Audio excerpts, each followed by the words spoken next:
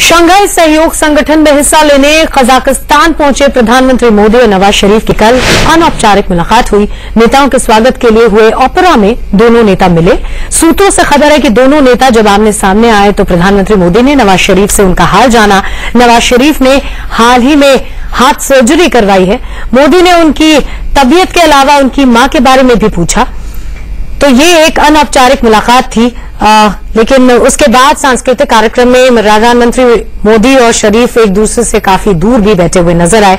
क्या बात हुई इस मुलाकात के दौरान? दोनों नेताओं ने एक दूसरे का हाल जाना। प्रधानमंत्री ने उनकी सेहत के बारे में जानकारी ली, उनकी मां के बारे में पूछा। 2015 के बाद ये पहली मुलाकात है प्रधानमंत्री मोदी और नवाज शरीफ की। हार्ट सर्जरी नवाज शरीफ ने हाल में करवाई है, इसलिए प्रधानमंत्री मोदी ने उनसे उनकी तबीयत के बारे में जाना, उनके परिवार के बारे में हाल जाना। और इसी खबर पर मेरे साथ एडिटर न्यूज आंचल आनंद जुड़ गई हैं अस्ताना से। आंचल जी, दुआ सलाम तो हो गया, लेकिन क्या संभावना लग रही है बड़े मुद्दों पर कोई बातचीत हो पाएगी?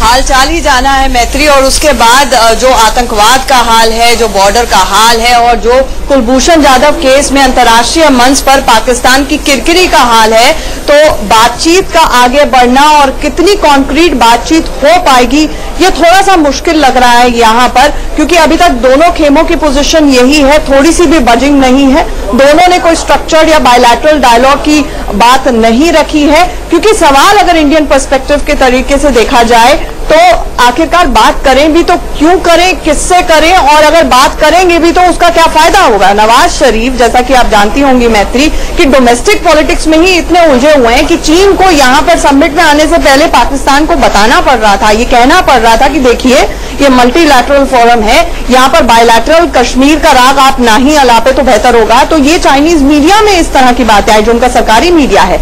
तो कहीं ना कहीं जब भी बात होगी तो तभी होगी, पहले आतंकवाद रुकना चाहिए, ये भारत की स्टेटेड पोजीशन है नंबर 1। नंबर 2, डोमेस्टिक पॉलिटिक्स की बात की जाए, नवाज शरीफ के पास कंट्रोलिंग स्टेक कितना है? मान लीजिए टेबल पर आ गए बातचीत के लिए, लेकिन बातचीत करेंगे तो क्या करेंगे? एक बेटा उनका पूछताछ के लिए 8 घंटे बैठा हुआ है पनामा पेपर्स में जॉइंट इन्वेस्टिगेशन टीम के सामने।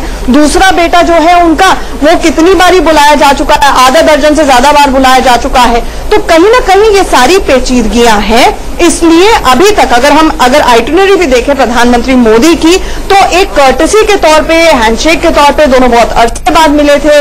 नवाज शरीफ का हालचाल जाना ये एक बहुत लाजमी सी चीज है कि आप और मैं भी अगर एक दूसरे के सामने बहुत अरसे बाद पड़ेंगे तो हम एक दूसरे का हालचाल जानेंगे, लेकिन उससे ज्यादा इसको रीड इन नहीं करना चाहिए। और अभी तक की यही खबर है कि कोई भी बायलैटरल और स्ट्रक्चर्ड डायलॉग दोनों के बीच में नहीं है। तो इस तरह की कोई डायलॉग की अभी तक कोई सूचना नहीं है। हालांकि इस पूरी मुलाकात पर और इस पूरे सम्मेलन पर, इस समारोह पर लगातार हमारी नजर बनी रहेगी। बहुत बहुत शुक्रिया आंचल जी।